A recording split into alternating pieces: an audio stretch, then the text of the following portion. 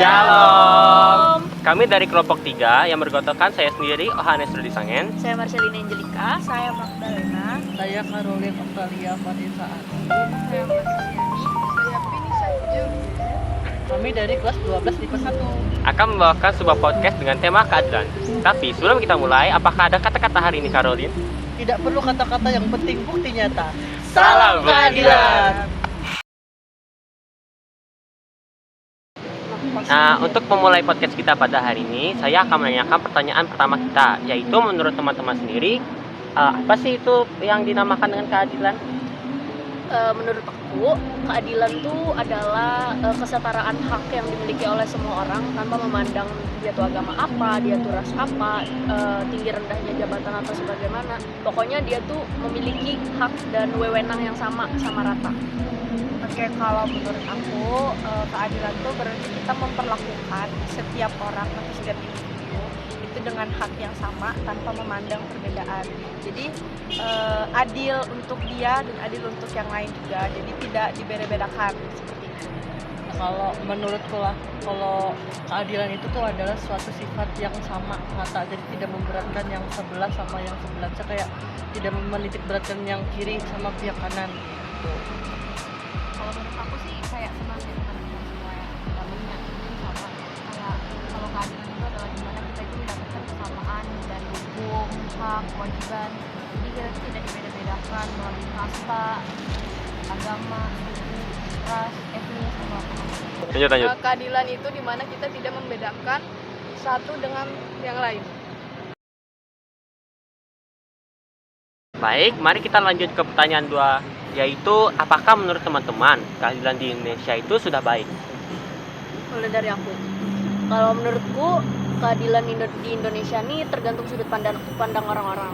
Ada yang mungkin bilangnya sudah baik, ada yang belum. Tapi menurut aku belum, karena masih ada kayak kasus yang tahun lalu, ada nenek-nenek yang maling ayam tapi malah dipenjara beberapa tahun, sedangkan koruptor masih banyak yang bebas dan berkeliaran. Itu menurut aku. Oke, kalau menurut aku, ini kalau dari sudut pandang aku ya, keadilan di Indonesia tuh masih kurang lah, dan itu tuh masih perlu diperbaiki. Karena apa? Masih banyak contoh-contoh yang bisa kita lihat di berita atau di luar sana, itu keadilan tuh masih belum diterapkan secara merata kayak gitu. Jadi ada orang yang nggak ngerasain keadilan, misalnya pembunuh dan tersangka, malah yang tersangkanya ini yang dibela kayak gitu sama orang karena dia tuh punya uang, jadi dia bisa menyogok. Jadi ya nggak adil gitu buat korbannya kayak gitu. Kalau menurutku juga belum rata dan gak rata. Soalnya contoh sederhananya aja, saudara kita yang di Papua sana, kan kayak misalkan keadilan itu menyangkut sama pembangunan yang belum rata. Coba kita lihat kalau kita di Kota Palangkaraya ini kan masih bisa menikmati jalan yang rata, fasilitas, terus sekolah, ada taman yang tempat kita sekarang bikin video, terus juga mal-mal. Tapi di sana tuh nggak ada gitu. Mereka juga cari makan susah. Kalau menurut aku pribadi sih ya masih lah belum seimbang gitu antara satu dengan yang lain. Kayak misalnya di daerah, kalau kita bisa bilang kayak kalau di Jawa itu kayak maju banget, sedangkan kayak di Papua ya masih tertinggal lah. Terus juga kalau misalnya keadilan itu apalagi dalam hukum misalnya ya, kayak ada misalnya suatu oknum yang besar melakukan kesalahan ke orang yang kecil, tapi karena orang yang kecil ini bisa dapat apa kayak nggak bisa ngebayar duitnya, nggak bisa ada kuasa gitu, jadi orang yang punya kuasa ini lebih bisa ngebeli hukum segala gitu. Dimana hukum di Indonesia itu dimana saat kamu punya kuasa atau kamu punya jabatan yang tinggi, lebih tinggi dari lawan kamu saat di pengadilan, pasti kamu bisa membelinya dengan uang. Nah, lalu kita akan lanjut ke pertanyaan 3. Menurut teman-teman, apakah di dunia pendidikan sendiri itu keadilan sudah diterapkan bagi seluruh masyarakat yang berada di sekolah? Menurutku mungkin belum adil, belum merata aja sih, gara-gara kan sekolah di Kalimantan itu tuh agak jauh kan, perkembangannya dari yang di Jogja, dari yang di Jawa, karena memang dari fasilitas pun di Kalimantan kan agak kurang ya, tapi memang udah mulai maju berkembang juga sih, tapi menurutku masih belum. Oke, kalau menurut aku sendiri pendidikan di Indonesia tuh masih belum adil dan merata. Kenapa aku bisa bilang kayak gitu? Karena kita bisa lihat perbedaan sekolah yang ada di kota dan sekolah yang ada di daerah atau di kampung-kampung. Contohnya kampung aku sendiri, itu aku ngerasanya emang gak adil ya. Gak adilnya tuh karena apa? Karena kita di kota itu fasilitasnya tuh lumayan bagus, lumayan tercukupi lah apa yang kita perlukan di kota. Pendidikannya tuh sama yang ada di kampung. Misalnya di kampung itu cuma ada SD sama SMP. Terus di kota tuh ada dari TK, SD, SMP, SMA sampai kuliah pun ada di kota. Jadi tuh ya nggak adil lah, tidak merata kayak gitu. Ya mungkin karena gara-gara di perdesaan mungkin ya. Jadi ya emang kurang karena daerah situ masih kecil kayak gitu. Ya cuman kalau buat kita bilang adil atau enggak, untuk sekarang itu emang masih belum adil kayak gitu. Kalau menurutku juga punya pengalaman yang sama dengan Ellen, karena di kampungku sendiri itu cuma ada SMA. Jadi kalau ada orang yang dari SD itu biasanya merantau ke kota, jadi mereka jauh dari keluarga, terus merantau ke satu daerah, karena di situ tuh nggak ada SMP, SD, TK nggak ada, cuma ada SMA gitu. Jadi kelihatannya kayak kurang lah, belum ada keadilan, walaupun masih kelihatannya masih berkembang menurutku. Aku sama ya, kalau masalah keadilan di sekolah itu masih ada adil nggak adilnya. Kalau mungkin ada lah adilnya mungkin di sebagian sekolah, tapi di bagian sekolah lagi itu masih banyak yang nggak adil, apalagi kayak di pelosok-pelosok kayak contohnya ya kayak saudara-saudara kita di Papua misalnya, itu masih mereka kan kayak belajar masih nggak ada yang pakai, maksudnya banyaknya nggak pakai seragam atau kayak anak pakai mana gitu, dia nggak pakai sepatu kayak geker gitu. Terus kayak kalau kayak kata teman-teman lagi kayak kalau misalnya di desa itu lebih kayak sedikit gitu untuk tempat fasilitas semua gitu. Makanya kayak kata Olin tadi kayak masih SD harus kayak keluar jauh dari orang tua, karena kan masih SD itu kan kayak masih butuh orang tua banget kan. Tapi ini harus keluar gitu ke keluarga. Menurut aku sama seperti teman-teman lainnya, karena aku sendiri yang merasakan ketidakadilan di dalam dunia pendidikan. Karena SMA-nya nggak di kampung, karena di kampung itu cuma sampai SMP. Itu pun SMP-nya fasilitasnya sangat kurang dikarenakan ya karena di pelosok. Jadi misalnya kursi terus meja itu banyak yang tidak diganti, sudah period-period. Terus fasilitas seperti gurunya hampir tidak ada dan juga terus gurunya hampir tidak ada. Itu pun SMP sama SD-nya satu atap, jadinya susah. Jadi kayak paginya SD Enggak sih, hadap-hadapan gitu. Satu komplek gitu ya. Hadap-hadapan. Jadi agak susah. Jadi kayak satu sekolah misalnya Semagan loh. Nah, di Semagan tuh ada SD, ada SMP-nya. Terus kalau TK itu TK baru beberapa tahun yang lalu. Jadi saya tidak TK. Udah maju. Ya. Berarti ternyata kurang pemerataan mungkin di transportasi, jarak, terus juga tenaga pendidik. Tapi di bangunan sekolahnya itu juga biasanya coret-coret tuh. Fasilitas. Kalau di kampung itulah bangunan sekolahnya tuh dia kayu loh, kayu, dan itu tuh ada yang nggak ada atap, tau lah, ada yang nggak ada atapnya. Dindingnya tuh kayak sudah kan ini papan loh yang ditumpuk langsung bungkas. Enggak, jadi kan apa ditumpuk-tumpuk gitu. Kalau itu tuh kayak ada yang lepas, jadi tuh bolong-bolong ya ruangan kelasnya tuh. Terus papan tulisnya tuh sudah nggak ada bentuknya, kan papan tulis di ruangan kelasnya tuh gede loh. Itu tuh di kampung tuh bisa setengah aja, belah dua kadang. Iya kan kayak dibelah dua gitu sama mereka, jadi kayak astaga kasihan bener. Tapi kalau di kampung itu jalan juga kayak terbatas gitu tuh, harus naik bukit. Mana bukitnya tuh di sampingnya tuh dasar terjang langsung ke sungai. Kalau Jadi hujan tuh kayak kepleset. Satu sekolah sambil berenang. Terus Yang di Papua tuh kan nggak ada atapnya, jadi kalau hujan tuh mereka belajar sambil banjir-banjiran. ya kasihan. Kalau di sekolahku dulu itu nggak pakai lantai, jadi langsung Jadi kayak tanah. tanah. Tapi sekarang udah udah yang pakai semen. Masih pakai semen. Lalu kita akan ke pertanyaan keempat ya sekarang. Kan keadilan itu kan adalah sering diajarkan sebagai salah satu hal terpenting dalam Alkitab. Tolong berikan contoh cerita atau firman dari Alkitab yang membahas tentang keadilan. Dalam Alkitab tuh banyak banget yang membahas keadilan, ada banyak ayat, banyak juga cerita. Tapi aku tadi ada lihat di Amos 5 ayat 24, isinya tuh gini: biarkanlah keadilan mengalir seperti air dan kebenaran seperti sungai yang tidak pernah kering. Amin. Haleluya. Haleluya. Oke, kalau aku itu di Alkitab tuh betul sekali kata Nana, banyak sekali cerita tentang keadilan. Salah satunya tuh ada kisah Nabi Nuh yang selalu ngajak manusia tadi pada zamannya dulu untuk berbuat adil meskipun tidak didengarkan. Terus itu ada di Kejadian 6. Terus cerita lainnya tentang keadilan itu tentang Hakim Samgar yang berjuang dalam membela keadilan, itu ada di Hakim 3 ayat 31. Kalau yang menurutku sih di Alkitab tuh pasti sudah banyak contoh-contoh keadilan itu terrealisasikan. Tuhan sendiri juga ngajarin kita untuk berlaku adil kepada sesama kita.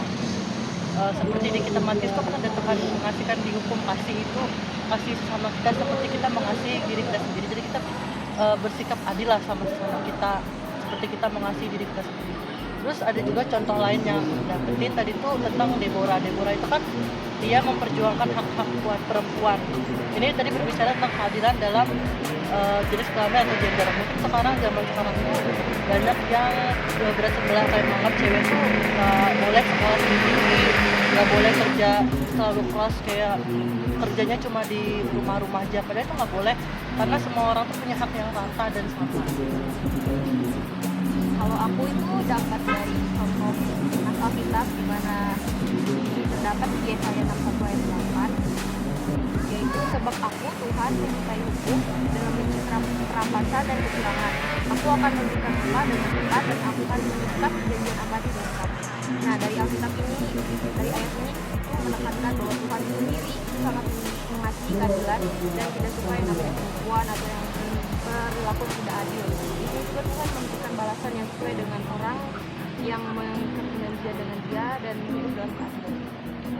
Tuhan sendiri ngasih tahu kita adil. Kita harus adil, guys. Keadilan yang bisa kita dapatkan dari Alkitab itu salah satunya di kitab Mazmur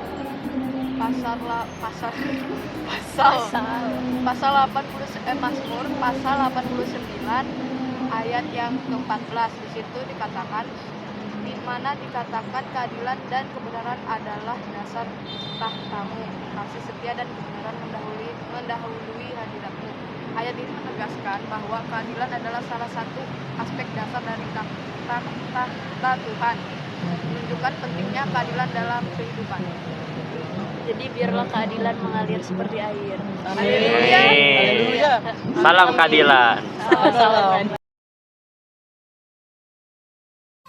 Nah, lalu untuk pertanyaan selanjutnya aku mau nanya sih, kita ini kan remaja ya, dan kita itu sebagai penganut Kristen, sebagai remaja Kristen, apa yang dapat kita lakukan untuk menjaga keadilan dalam kehidupan bermasyarakat? Menurutku kita sebagai remaja Kristen bisa menerapkan sikap-sikap Kristiani dalam kehidupan kita sehari-hari, seperti saling mengasihi, terus juga kita saling peduli, terus menerapkan kejujuran juga, terus juga ikut berpartisipasi untuk menyumbang buat orang-orang yang mengalami musibah dan segala macam. Itu sih menurutku. Kalau menurut aku sebagai remaja Kristen, kita tuh bisa berdoa dan ikut berjuang dalam memperjuangkan hak-hak yang diabaikan. Apalagi kan kalau misalnya kita nih perempuan, kan ada banyak hak-hak yang masih belum diprioritaskan dan kita tuh nggak diadilin secara adil sama orang-orang di luar sana. Dan bahkan kita yang sebagai perempuan itu bisa dianggap rendah sama laki-laki. Nah, jadi itu salah satu contoh ketidakadilan dengan kita perempuan, kita remaja. Kemudian kita juga harus mencontohkan sikap yang adil dalam segala hal, baik di lingkungan sekolah, di lingkungan sekitar, dimanapun kita berada, kita harus bisa menerapkan sikap yang adil.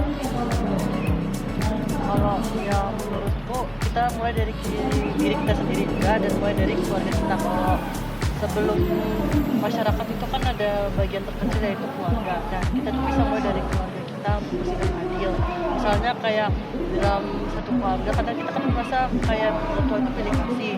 Karena aku sebagai adik atau anak bungsu tuh kadang suka di ya, bukan dimanja, kayak suka dipilih kasih gitu. Misalnya kayak kakakku dibeliin saya HP baru, aku pakai HP yang lama gitu, atau Beli HP ya baru. bisa kalian kan gitu kan.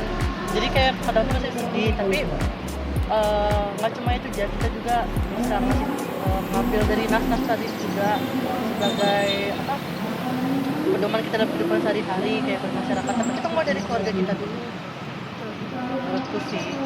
Kalau menurut aku sih hampir seluruh yang dibilang teman-teman itu ya mungkin sependapat sama aku. Nah, kita tuh harus bisa ngamalin keadilan itu dari terbesar itu keluarga kita dulu, kita ke masyarakat. Kita harus bisa kayak saling menghargai, mengasihi keluarga kita dulu, baru kita bisa mengamalkan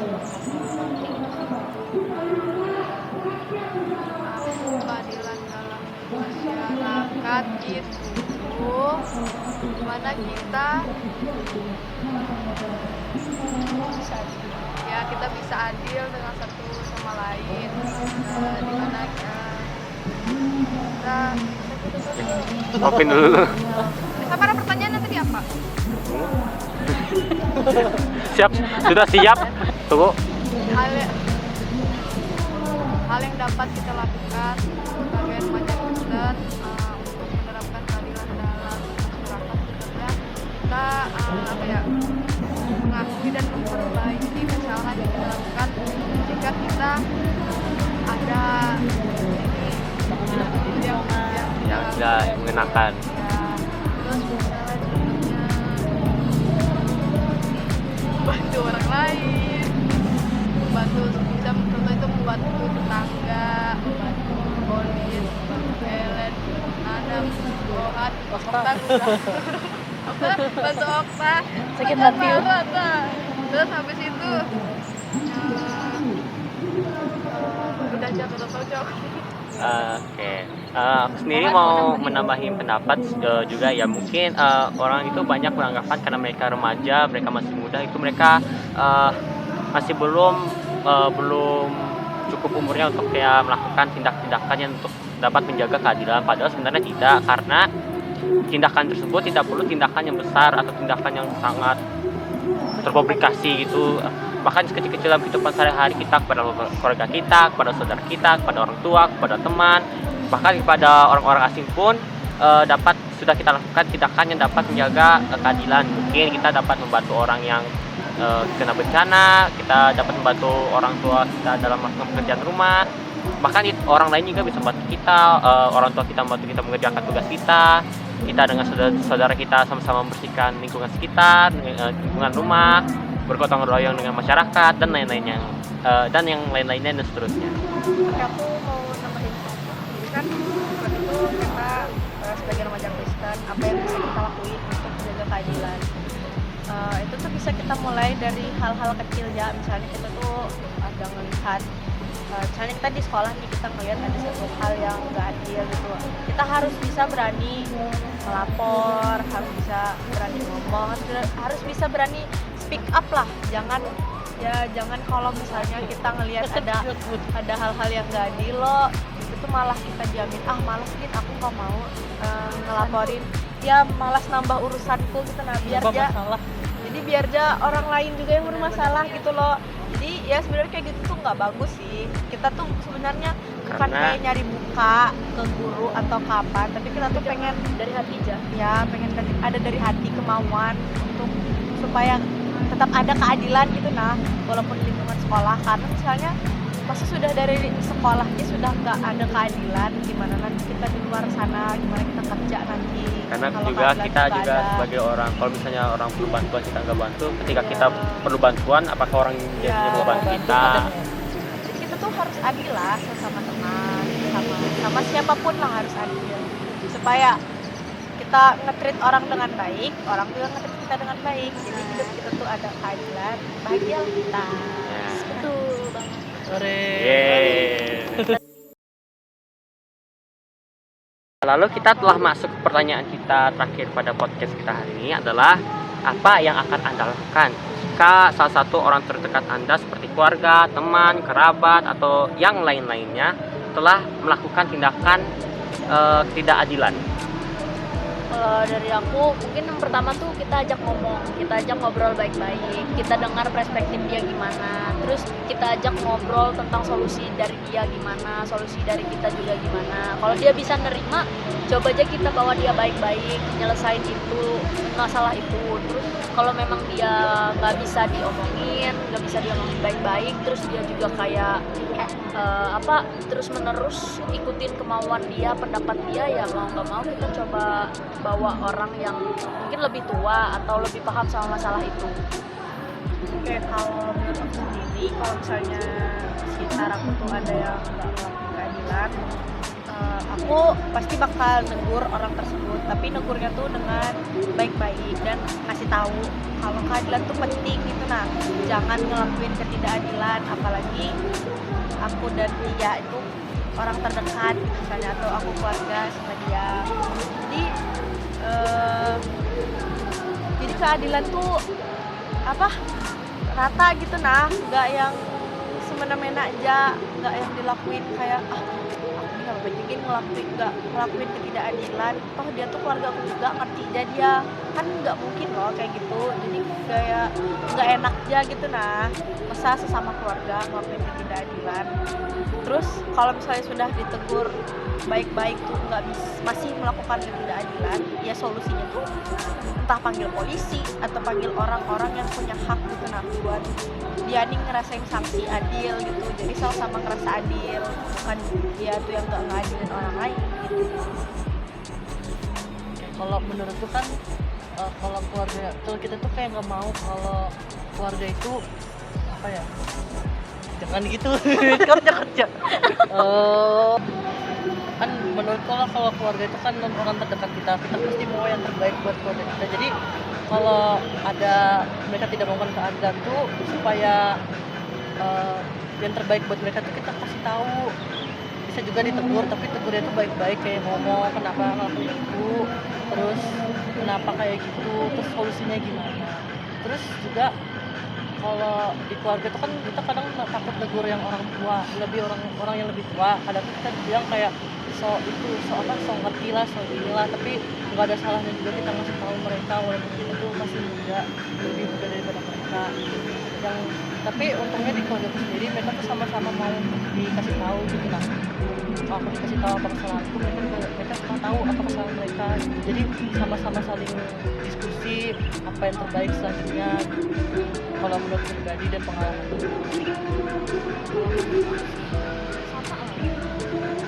Kalau misalnya dari tergantung dengan masalah dia itu pasti kita tuh bakal ngelakuin hakim kayak ini nggak boleh ya, tapi kalau sudah parah banget kayak kayak mencelakai orang, ngerugiin orang, itu pasti kita bisa lapor ke pihak yang berwajib, ya ada efek jerak atau lapor.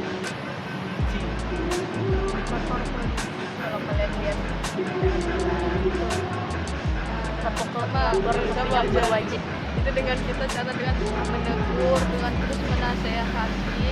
Kalau dia tidak mau mendengar teguran atau nasihat kita, tidak apa-apa. Karena itu per ini itu dia. Terus di situ kan itu juga melakukan tindakan ketidakadilan. Mungkin kita bisa mendoakan dia supaya dia bisa tobat, biar dia tahu yang mana adil, yang mana tidak adil. Amin. Puasa doa itu luar biasa.